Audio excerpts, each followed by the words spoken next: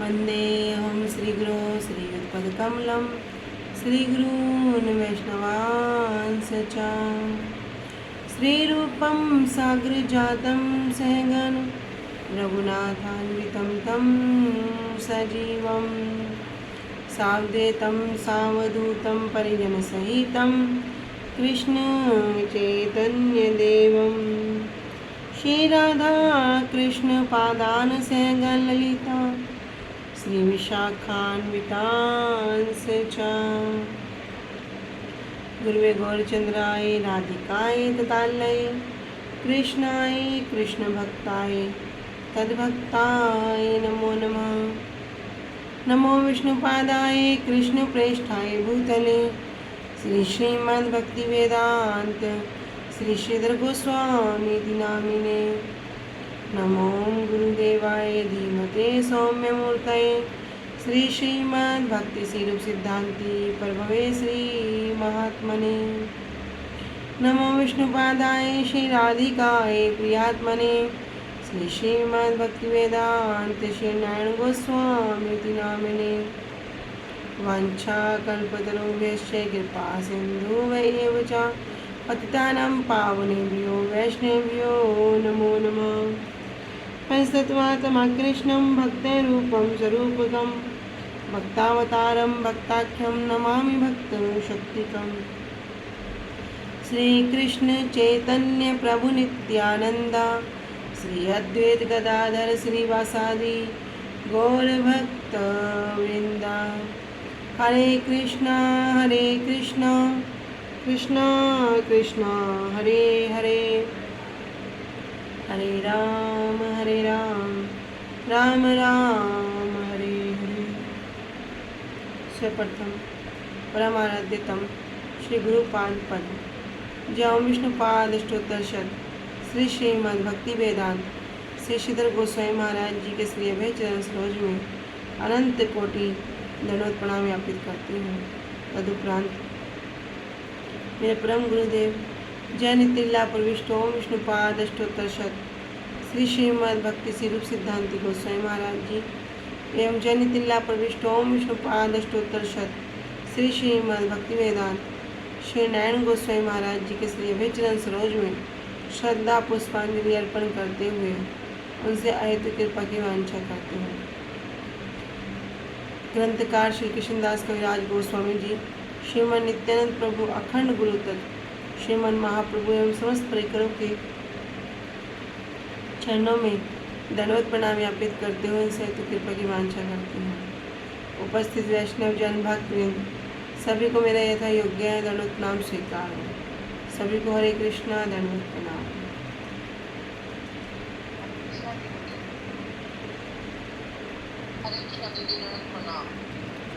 श्रीला गुरुदेव की कृपा से हमारा जो ग्रंथ चल रहा है उसका नाम है श्री श्री चैतन्य चैतामृत। श्री श्री चैतन्य चैतामृत ग्रंथ के अंतर्गत हम श्रवण कर रहे हैं अष्टादश परिच्छेद पेज संख्या 150 और हम आ चुके हैं प्यार संख्या 73 पे।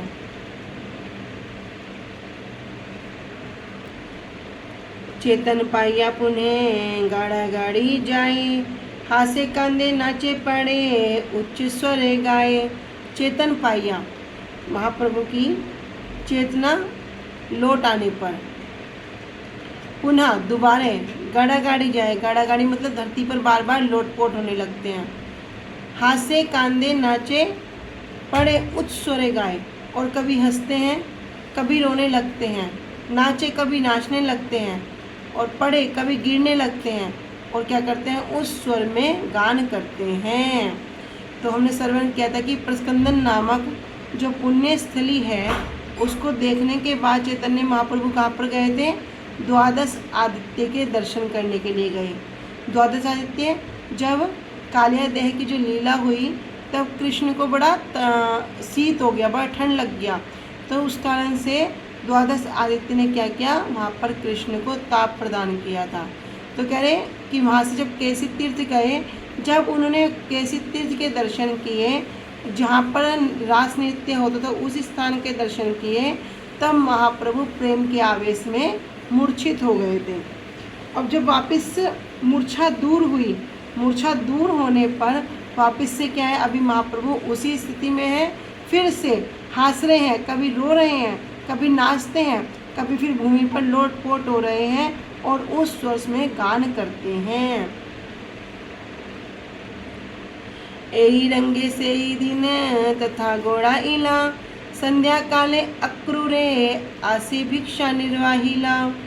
कह रहे एही रंगे, रंग मतलब आनंद, इसी आनंद में से ही दिन, ये जो दिन था, तथा गोड़ाइला, वह दिन व्यतीत हो गया। संध्या काले, शाम के समय, अक्रूरे आसी, तब महाप्रभु कहाँ आगे वापस अक्रूर तीर्थ पर, और भिक्षा निर्वाहिला, वहीं पर उन्होंने भिक्षा ग्रहण किया, भोजन किया।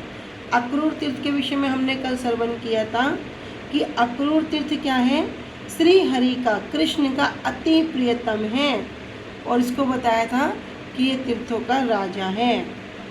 यहाँ तक कि कहा था कि ये गुह्या से भी अति गुह्यतम धाम है अक्रूर तीर्थ के विषय में।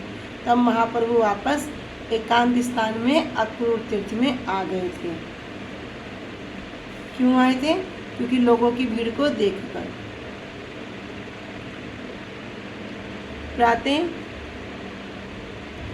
प्रातः वृंदावन कैला चीर घाटे स्नान, ते तुलिता लाते असी करिला विश्राम। प्रातः काले, सुबह प्रातः काल में चैतन्य महाप्रभु वृंदावन आकर कहाँ स्नान कर रहे हैं? चीर घाट में उन्होंने स्नान किया।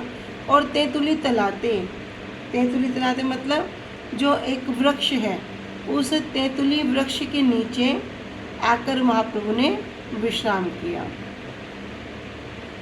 कृष्ण लीला कालेर से वृक्ष पुरातन, तार पड़े पिंदी बांधा परम चिंकन।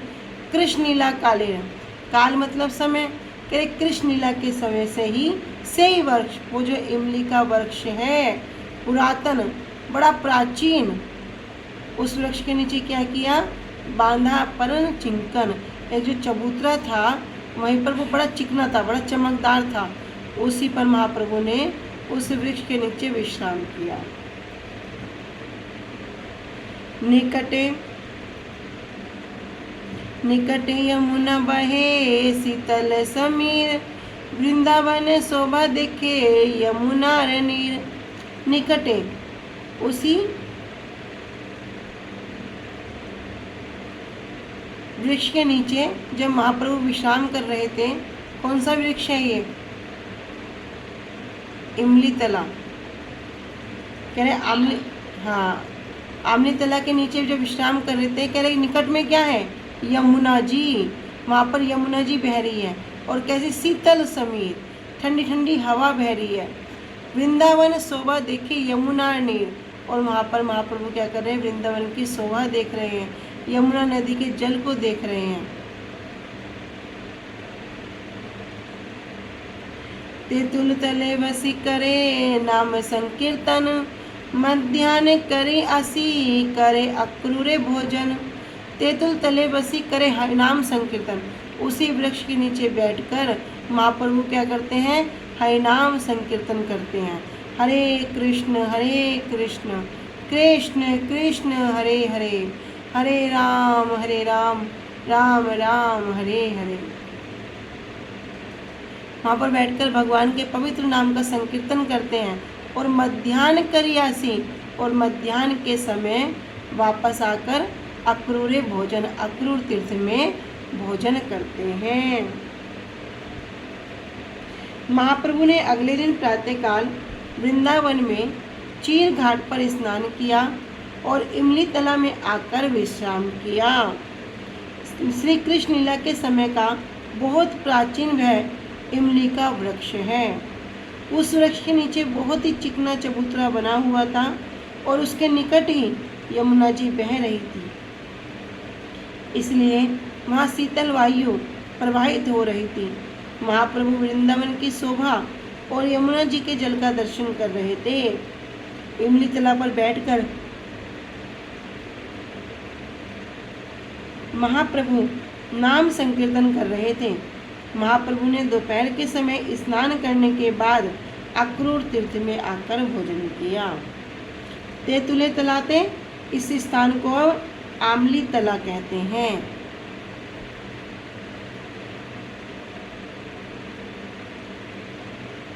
अक्रूरे रे लोक ऐसे प्रभु रे देखीते, लोक बीने स्वच्छंदे नारे कीर्तन करीते।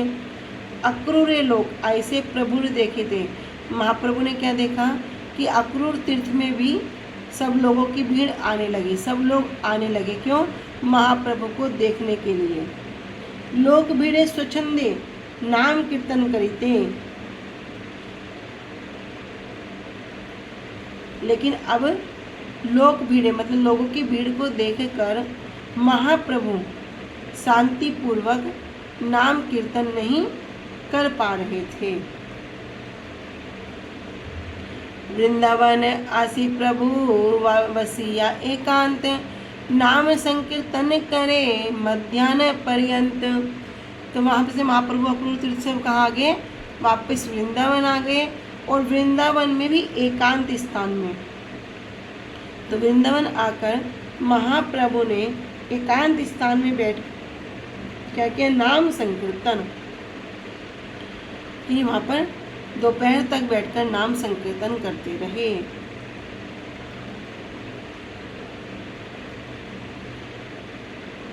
अक्रूर तीर्थ में रहने वाले लोग महाप्रभु के दर्शन के लिए आते, और महाप्रभु लोगों की भीड़ के कारण शांति से संख्या पूर्वक नाम कीर्तन नहीं कर पाते।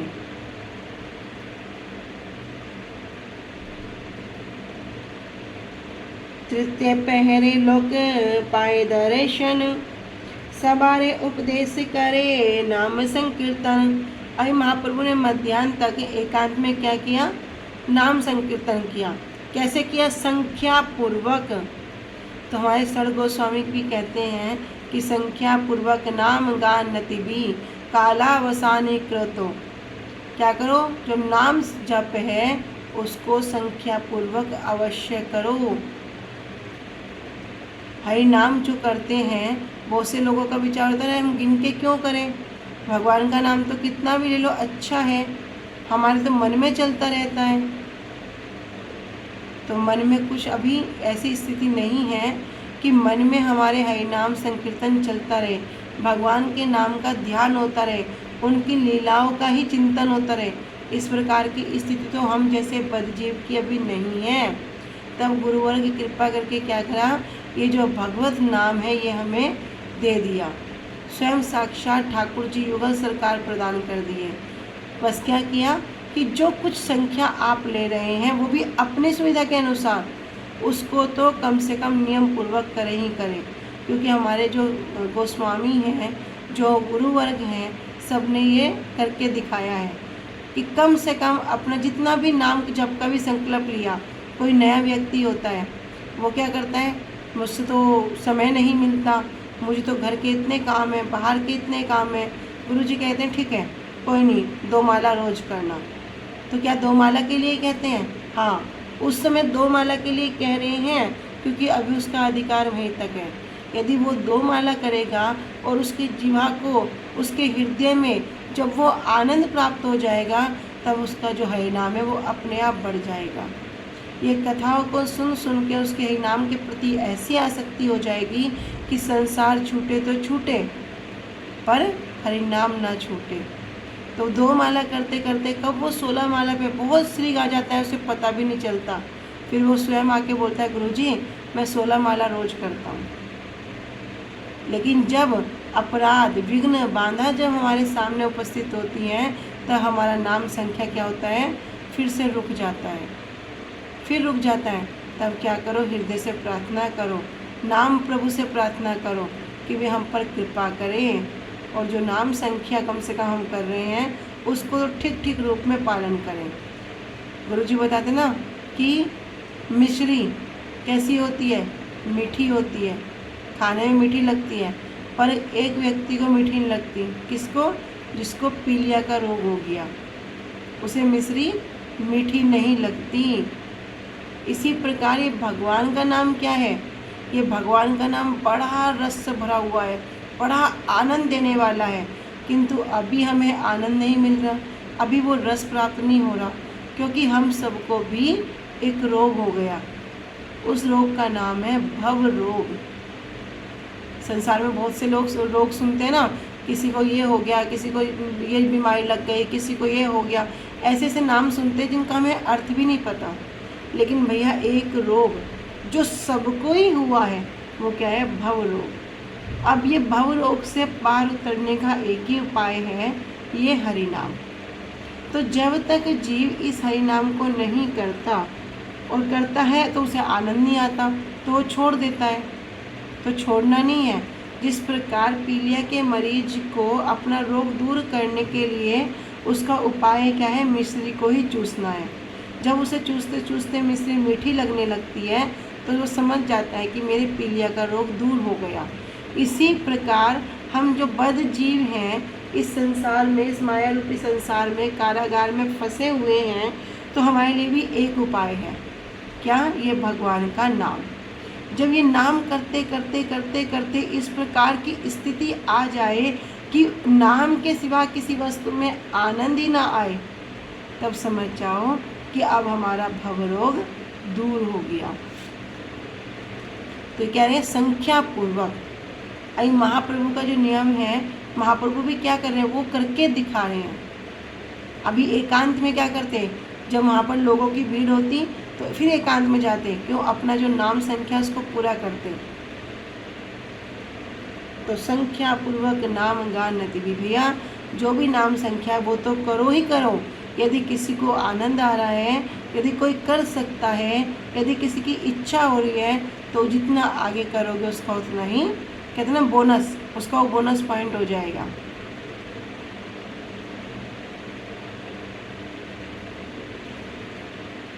कह तृतीय पहरे लोक पाए दर्शन और सबारे उपदेश करे नाम संकीर्तन।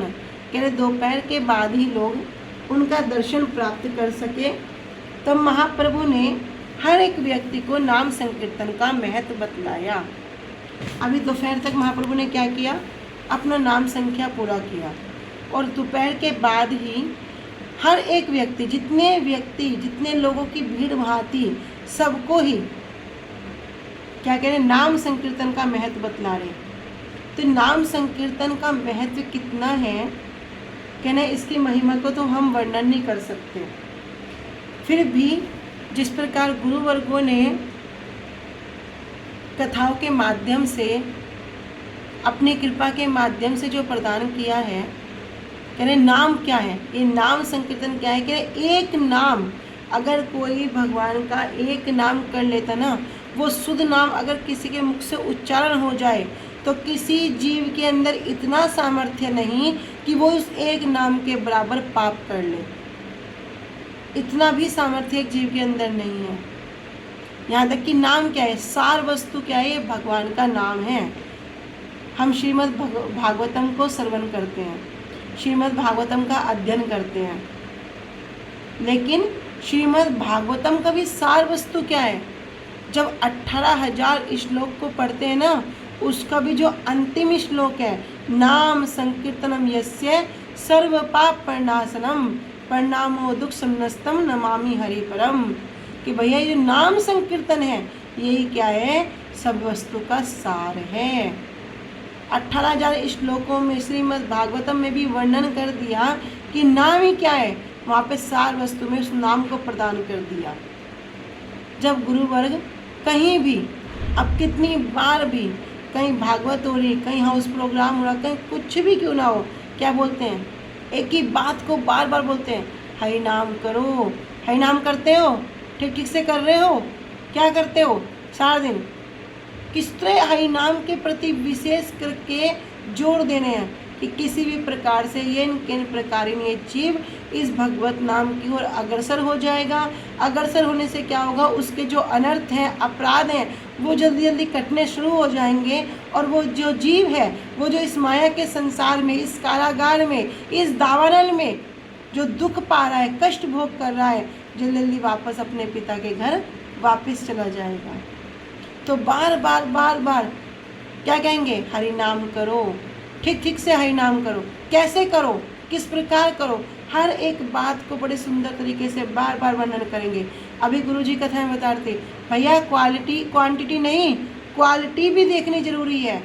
भगवान का नाम जब हम उनसे उच्चारण करते हैं तो कैसे करें, उसको अपने कानों से सुने कि कहीं हम कुछ गलत उच्चारण तो नहीं कर रहे हैं। किस प्रकार उसे उच्चारण करते करते उसकी क्वालिटी को भी बढ़ाना चाहिए। जैसे जैसे उसमें नाम में श्रद्धा जाएगी, जैसे जैसे नाम अच्छे से होएगा, तैसे जैसे क्या होगा, जीव का कल्याण होएगा। फिर वो इस अनर्थ अपराध से हटकर एक जो सुख है, जो वास्तविक सुख है, उसकी ओर अग्रसर हो जाएगा। किंतु अभी विश्वास नहीं होता। सबको पता है कि सांस बहुत कम है, जीवन का बहुत समय जा चुका है और कौन कब तक रहेगा कुछ पता नहीं है, कुछ पता नहीं है। किंतु फिर भी गुरुवर कृपा करके यह हरि नाम दे दिया। हृदय रूपी जो बंजर भूमि है उसे उपजाऊ बना के उस बीज को वहाँ पे रोपण कर दिया। यहाँ तक कि साक्षात युगल सरकार को हमें देकर और उसको उपाय बता दिया कि किस प्रकार करना है, तब भी विश्वास नहीं होता। कह रहे हैं फिर भी क्या करेंगे, हरि नाम करेंगे, संसारिक वस्तुओं को चिंतन करेंगे, संसारिक वस्तुओं के प्रति आसक्ति रहेंगी। मेरा घर हो जाए, मेरे गाड़ी हो जाए, मेरे बंगला हो जाए, मेरे पुत्र हो जाए, मेरा ये कार्य हो जाए, उसने मुझे ऐसे बोला उसका नाश हो जाए, उसने मेरे साथ यही सब मन में चलेगा, यही सब।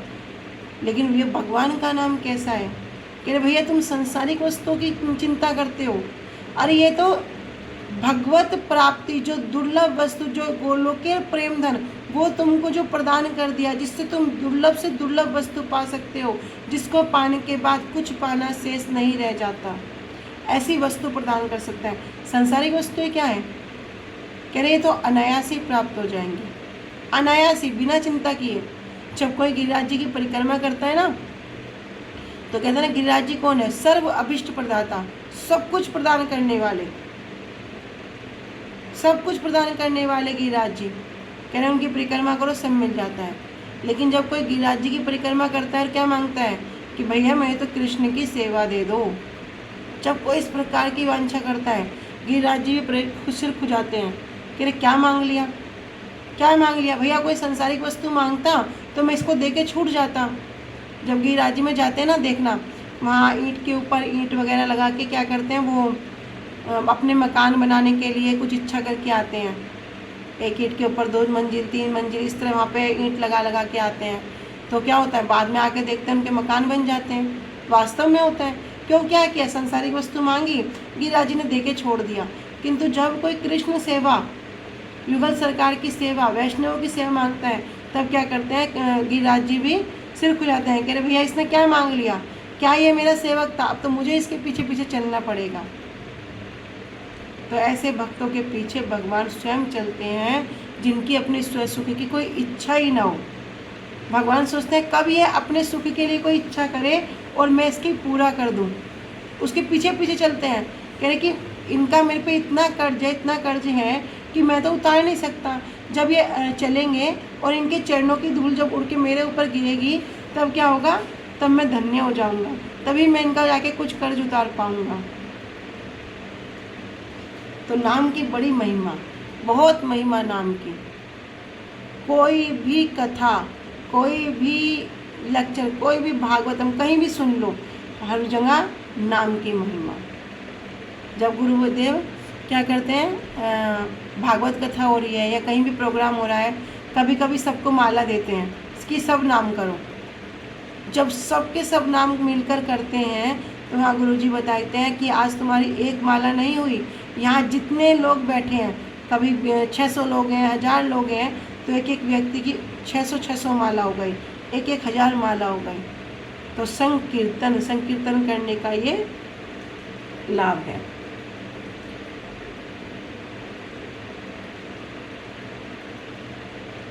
तो इसी कारण महाप्रभु वृंदावन में आकर एकांत में बैठकर दोपहर तक नाम संकीर्तन करते और दोपहर के बाद तीसरे पहर में लोगों को महाप्रभु के दर्शन होते। महाप्रभु सभी को नाम संकीर्तन का उपदेश प्रदान करते। हेन काले आइला वैष्णव कृष्ण दास नाम, राजपुत्र जाति ग्रस्त यमुना पारे ग्राम। हेन काले उसी समय आइला वैष्णव कृष्णदास नाम एक वैष्णव थे जिनका नाम है कृष्णदास। ये महाप्रभु के दर्शन करने के लिए आए। राजपूत जाति से राजपूत थे, ग्रस्त थे और यमुना पारे ग्राम और यमुना पार उनका गांव था। केसी स्नान करी से कालिया देह जाइते, आमली तलाए गोसाइये देखे अचंभिते। कैसी घाट पर स्नान करके से ही कालिया देह जाइते, वे कहाँ चले गए? कालिया देह आ गए। और कालिया देह की ओर आकर फिर उन्होंने क्या किया?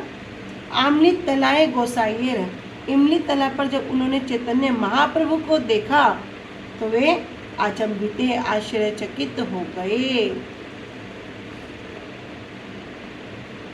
उसी समय कृष्णदास नामक एक वैष्णव महाप्रभु के दर्शन करने आए।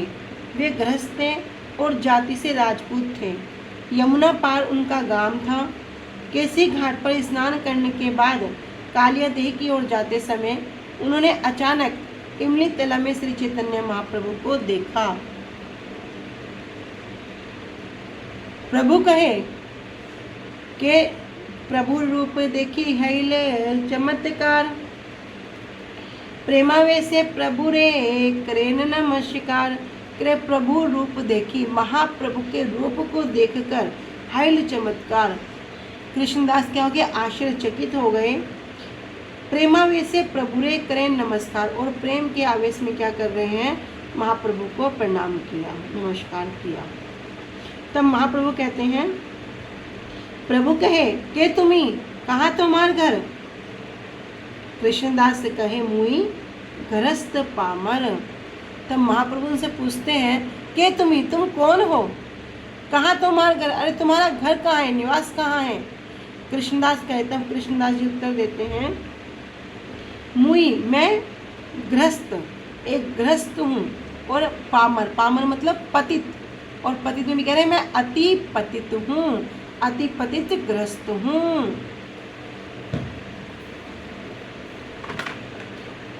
राजपूत जाति मुई ओ पारे मोर घर, मोर इच्छा है हंग वैष्णव किंकर।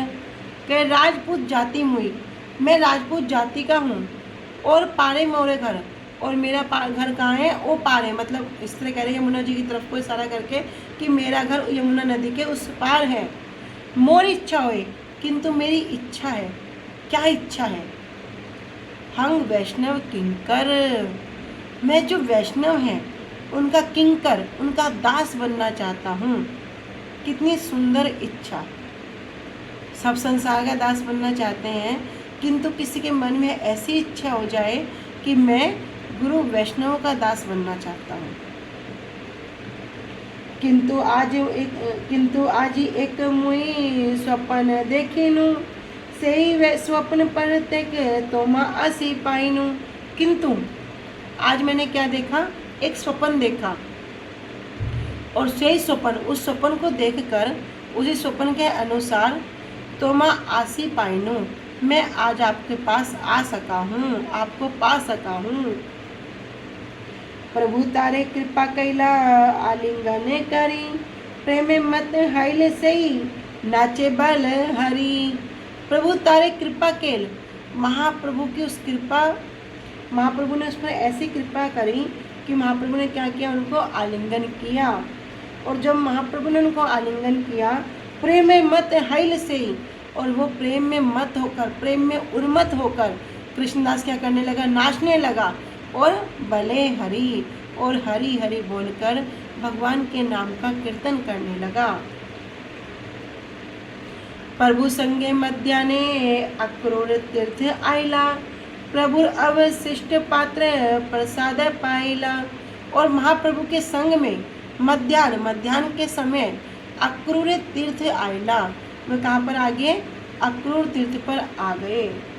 प्रभु अवशिष्ट पात्र प्रसाद पाइला, और महाप्रभु का जो उच्चिष्ट है, जो महाप्रभु का प्रसाद पाने के बाद जो शेष रह गया, उसको उन्होंने ग्रहण किया।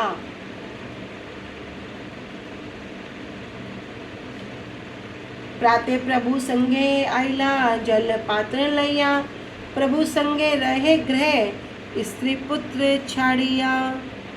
प्रातः काले संगे आइला, महाप्रभु के साथ ही प्रातः काल में महाप्रभु का जल पात्र लेकर अभी कहाँ आ रहे हैं, महाप्रभु के साथ आ रहे हैं वृंदावन। और प्रभु संगे रहे, अब महाप्रभु के साथ में ही रह रहे हैं। गृह घर को, स्त्री को, पुत्र को, सबको क्या कर दिया, छाड़िया, सबको छोड़ दिया। क्यों? जिससे महाप्रभु के साथ में रह सके। महाप्रभु ने उनसे पूछा, आप कौन हैं, आपका घर कहाँ है? तब कृष्णदास कहते हैं, मैं तो एक अधम ग्रस्त हूँ, मैं जाति से राजपूत हूँ और यमुना के उस पार मेरा घर है। मेरी इच्छा होती है कि मैं किसी वैष्णव का किंकर बनूं, दास बनूं। आज मैंने एक स्वप्न देखा था, उस स्वप्न के अनुसार मैं यहाँ आया और आप मुझे यहाँ साक्षात मिले। महाप्रभु ने उन्हें आलिंगन करके उन पर कृपा की। कृष्णदास प्रेम में मत होकर नृत्य करते हुए हरि बोलते कीर्तन करने लगे। कृष्णदास दोपहर के समय महाप्रभु के साथ अक्रूर तीर्थ में आ गए और उन्होंने महाप्रभु के अवशिष्ट प्रसाद को ग्रहण किया। अगले दिन प्रातः काले कृष्णदास महाप्रभु के साथ उनके जल के पात्र को उठाकर वृंदावन आ गए। तब से वे अपने घर पत्नी पुत्र को छोड़कर महाप्रभु के साथ रहने लगे।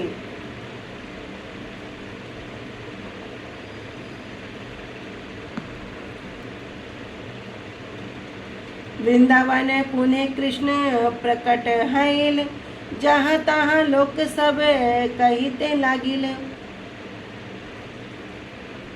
वृंदावने पुनः कृष्ण प्रकट है और जहाँ तहाँ लोग सब कहते लगे। सब लोग जब महाप्रभु को देखते, महाप्रभु जहाँ कहीं भी जाते तो सब लोग क्या कहते हैं कि भैया वृंदावन में क्या हो गया, श्री कृष्ण पुनः प्रकट हो गए हैं। एक दिन अक्रूर ते लोक प्रातः काले, वृंदावन हैते ऐसे करी कोलाहले। एक दिन क्या हो गया कि बहुत से लोग अक्रूर तीर्थ में प्रातः काले ही आ गए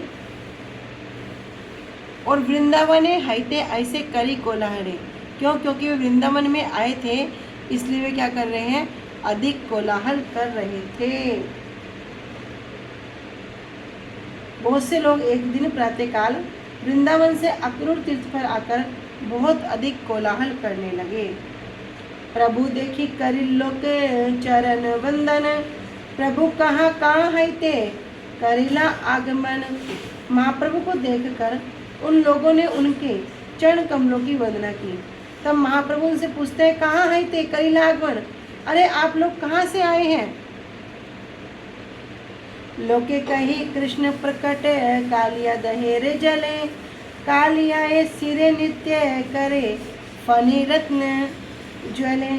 तो लोग कहने लगे कृष्ण प्रकट, कृष्ण क्या हो गए, वापस प्रकट हो गए हैं। और कहाँ पे? कालिया दहेर जले, कालिया देह के जल में श्री कृष्ण प्रकट हुए हैं। कालिया श्री नृत्य करे, और कालिया के सिर पर नृत्य करते हैं। और फनी रत्न ज्वले, और जो कालिया की जो फन है उनमें जो स्थित जो मनियाँ हैं वे क्या करती हैं, ज्वले, चमक जाती हैं। इस प्रकार सब वहाँ पर कोलाहल करते हुए अभी महाप्रभु के पास आए हैं। इसको हम आगे कल श्रवण करेंगे।